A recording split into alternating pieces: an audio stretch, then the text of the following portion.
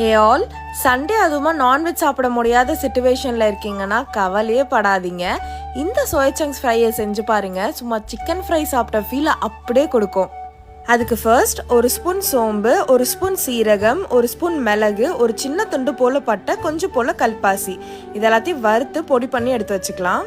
கடாயில் கொஞ்சம் தாராளமாக எண்ணெய் ஊற்றிட்டு ஒரு ஸ்பூன் சோம்பு, ஒரு பட்டை, ஒரு அன்னாச்சிப்பூ, ஒரு 7 போல முந்திரி பருப்பு போட்டு நல்லா வறுத்துக்கலாம்.